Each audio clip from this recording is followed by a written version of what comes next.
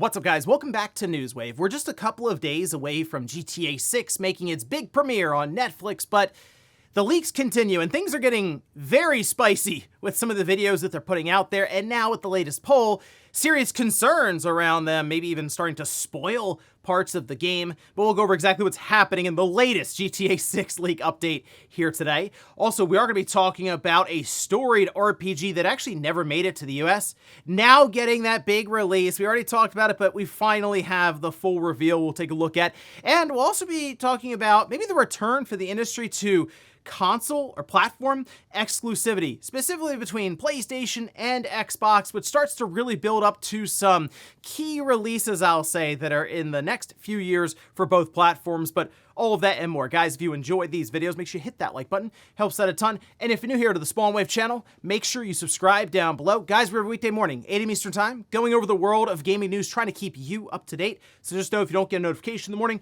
there's probably a video here to check out on YouTube or on Spotify with video and audio available there. And we're going to start today with Lego, actually a set that's been rumored and leaked quite a bit, and that's for PlayStation, but it's an older PlayStation. You can see, now this was posted up over on Lego Leak over on the subreddit.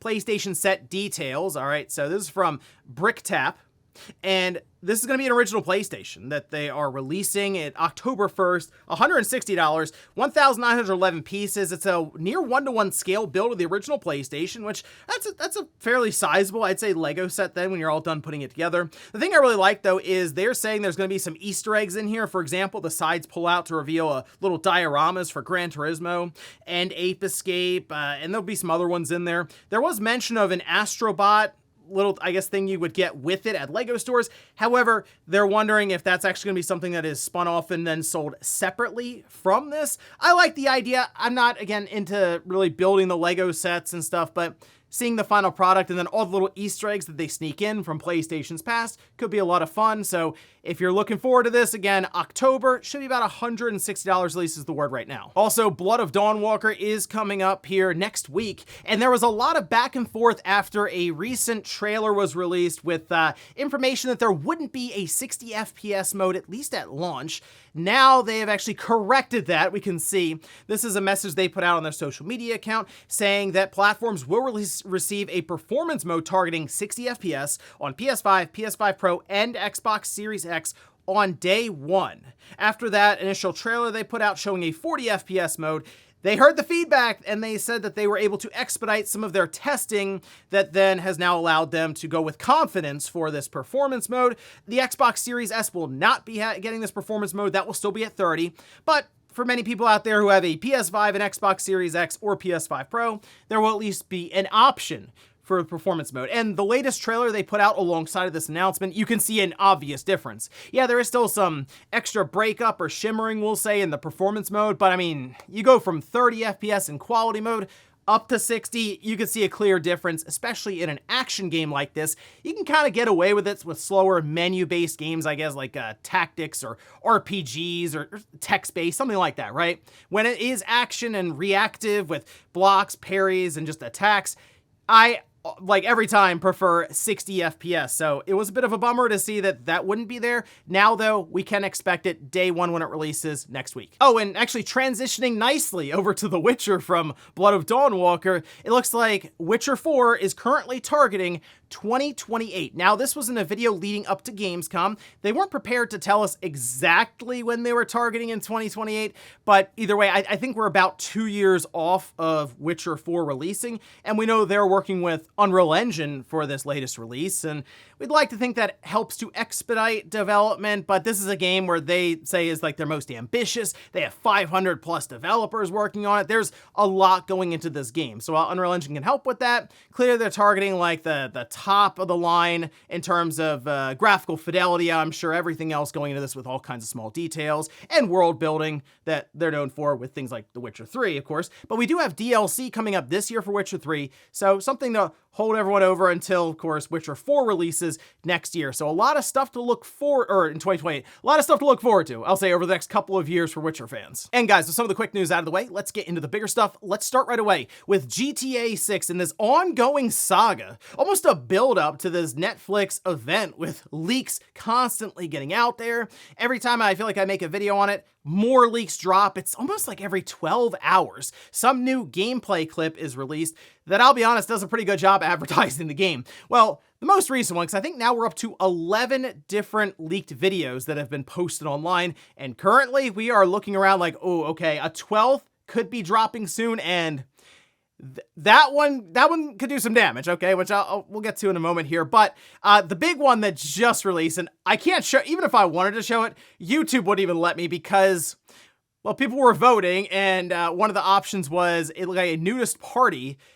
That won, go figure, by the way. So they posted a clip that was a little more than 2 minutes long, and GTA 6 is definitely going to be testing the bounds of that M rating. That M to AO rating, they're going to be right in that gray area, right skirting the line, because, I mean, it was just character screen after character screen after character screen from Cyberpunk, if you get my drift here. It was all over the place. And the thing is, he's walking around to a lot of these different NPCs.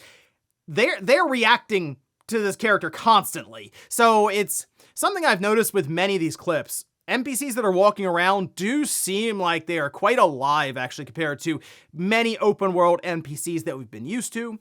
But that's sort of been the idea here, as I kind of think, and I believe many people have sort of drawn this conclusion, they are leaning into a lot of the role-playing stuff that most likely will find its way into the new GTA Online. I think we're seeing some remnants here of it, even in these pretty standard or even like lower quality, we'll say, leaks, although they're getting better every time they seem to show something new here. But it is also getting a bit off the rails. So while people are seeing these clips and having fun, for example, they were able to go through, people on like Reddit, and calculate that the amount of time that it takes for an in-game minute to pass, it's about 6 seconds in like real time. So that means it's a bit more than 2 hours for the day-night cycle, which is actually quite a bit longer than things like, we'll go back to Red Dead Redemption 2 or GTA 5. Both of those day-night cycles are less than an hour. All right, so people are going, okay, that's quite a bit more, obviously, but with the group behind this, CyberLeak, they're doing some odd stuff right now. So, for one, there was word that a person on Reddit who had just kind of thrown out August 18th in a post, kind of guessed it apparently, had lawyers or private investigators or somebody show up at their house and they had like footage that was pointed off to the side.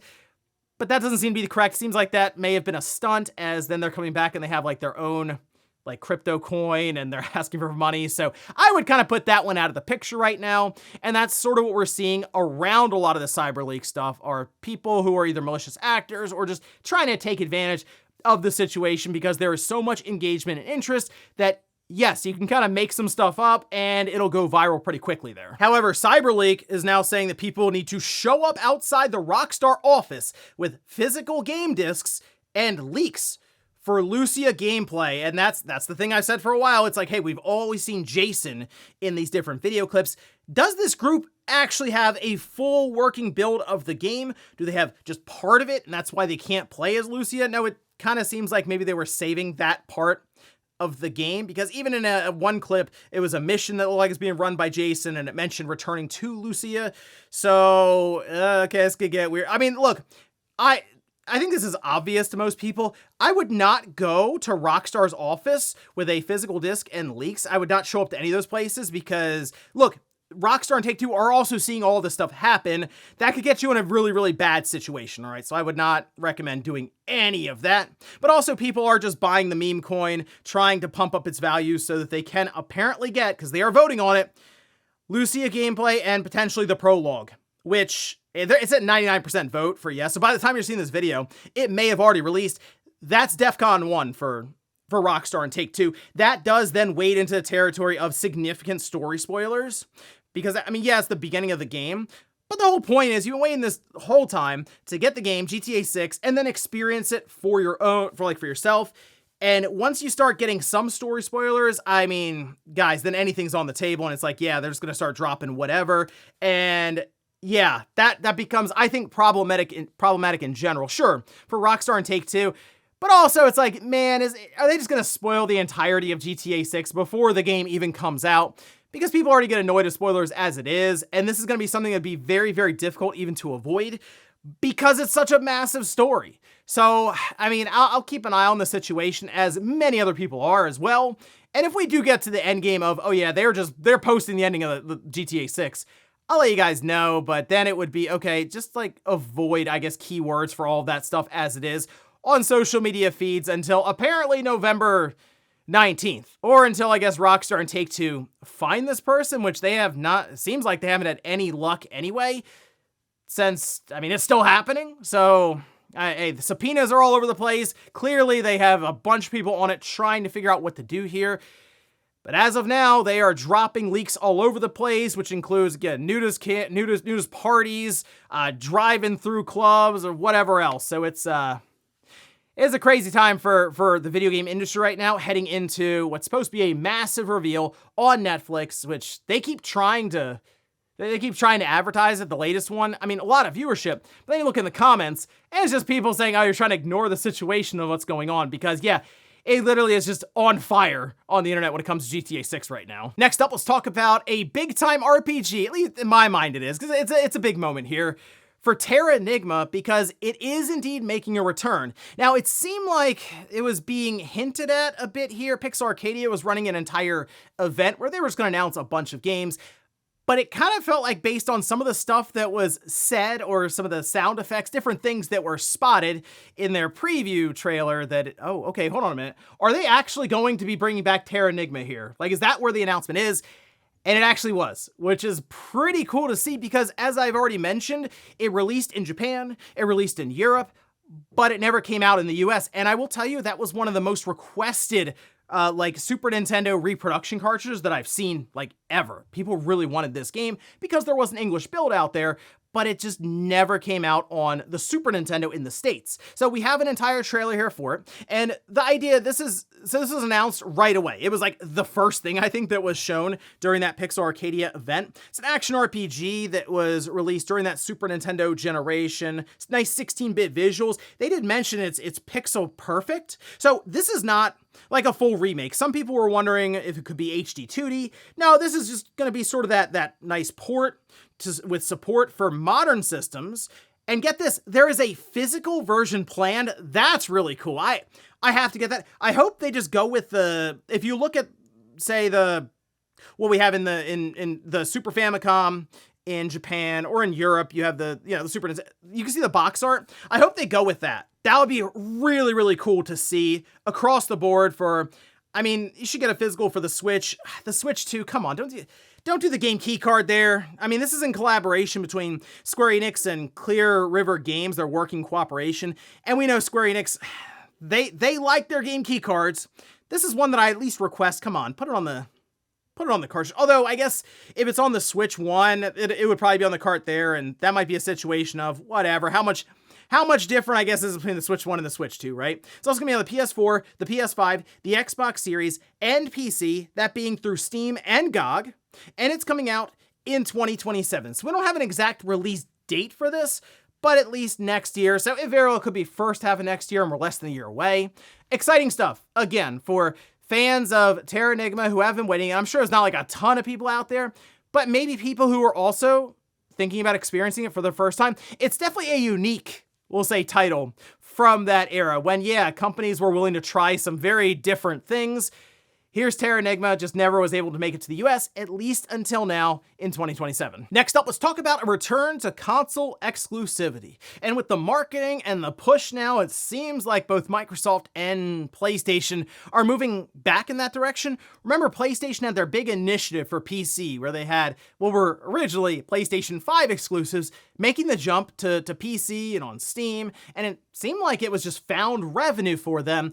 But it wasn't going according to plan, whether it was the quality of the ports or they just weren't making enough money. They seemingly have backtracked from that, at least according to reporting out of places like Bloomberg. And on the other side, with Microsoft, it seems like with Asha Sharma coming in, she's also pivoting off the idea of just putting these Xbox games everywhere, with the obvious example being Gears E-Day, where there was a PS5 logo at one point during their live stream, which was quite embarrassing, but also eye-opening and even just obvious for people who've been following along with this. But now, it appears that they're just not including any other platforms in their trailer. So, like, this was pointed out, we can see over on Push Square, and so we have the Minecraft Dungeons 2 trailer. At the end of it, though, they do not have any other console logos other than Xbox or Xbox on PC.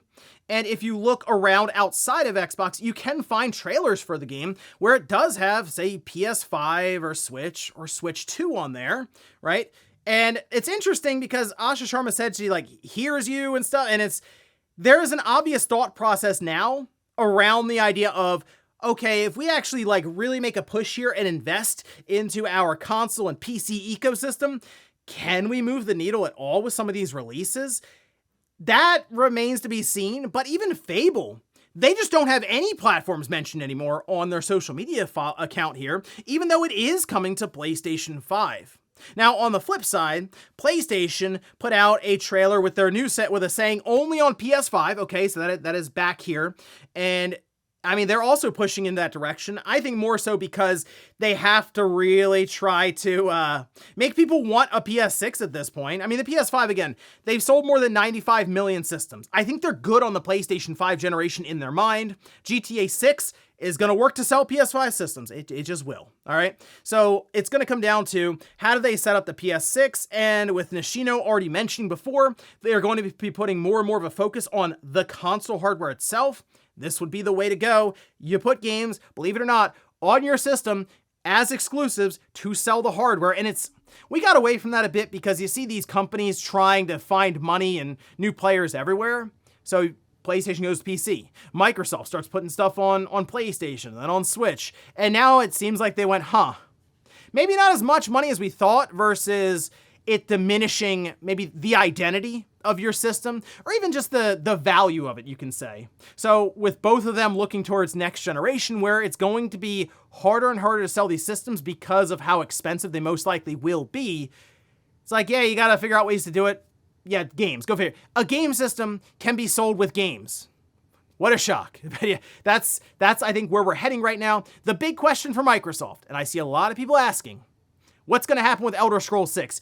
Will it be exclusive? Because to me, that is a massive statement if Microsoft really pushes in that direction. And in fact, that was the poll question, which we'll actually go over here in a minute. And in our last bit of news, let's talk about Metal Gear Solid 4. It's going to be part of that collection volume 2 from Metal Gear Solid, and it will be out in a couple of days now. And I'm going to get this on the Switch 2 digitally, and I'm looking around. I think it is fully on the PS5 disc. That might be the direction I go there then to have it physically in the collection. And I was looking at some of the comparisons for this game, and it looks really, really good. Now, it doesn't seem like they were going with the direction of, it's just going to be some emulator, we'll just make it work. I mean, this looks like they've got serious about this Metal Gear Solid 4 port, and I'm really happy to see it. So, like, here's an example of comparison, which I'll also have linked down below in the sources if you want to go through, which they have a ton of shots and it in motion here, between the PS3, the Switch 2, and the PS5 for Metal Gear Solid 4. And man, it looks clean. It does. Look, I gotta give a shout out to the PS3. Metal Gear Solid 4 was awesome on that system. Still is. It looks a little blurry now in comparison, but that game was super impressive back then, and a lot of it was pushing the idea of that cell processor.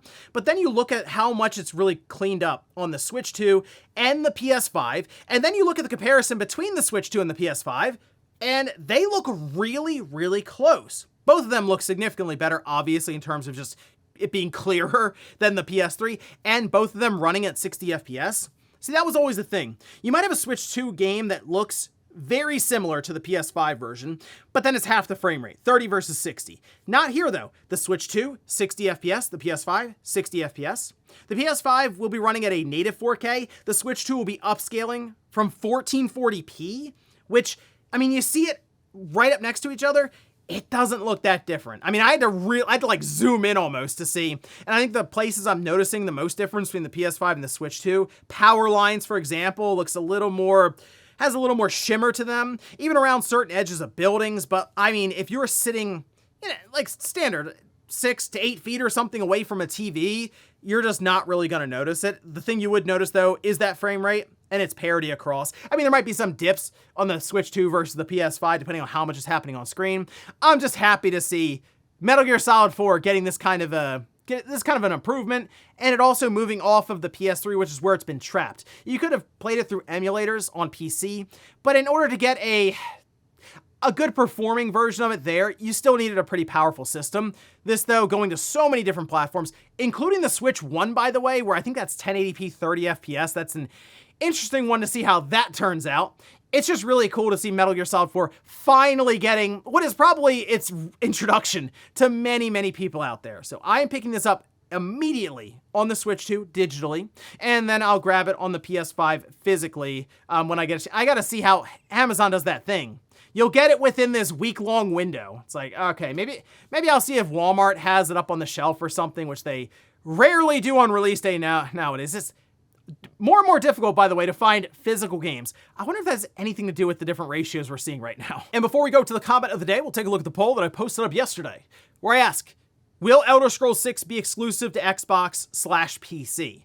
64% say no, 36% say yes. So here is my prediction. That's, what do we think? 2 years off from this, like 2020. I'm thinking like September or October 2028 for Elder Scrolls 6. That might still be optimistic. I believe it's exclusive. I think they're going to put it on Xbox and PC, and part of the reason is they're going to have PC as a bit of a fallback there, right? Because these Bethesda games do well on PC. I mean, if you look at Starfield, it was what, 200 some odd thousand concurrent players during early access. It was something crazy for even the more expensive version of the game on Steam. It sells well there to where I think they can almost support the game fully in terms of their investment just on PC. Over time, of course, not day one, but there in Xbox, and just see, okay, will this actually sell consoles? Will this get people streaming the game if they can't afford it? Will this get people into our ecosystem? That's one of the big barometer tests right there. Can Elder Scrolls 6 do it? Call of Duty couldn't, it seems like, for Game Pass anyway, but that's just because it was also on other platforms, like on PlayStation 5.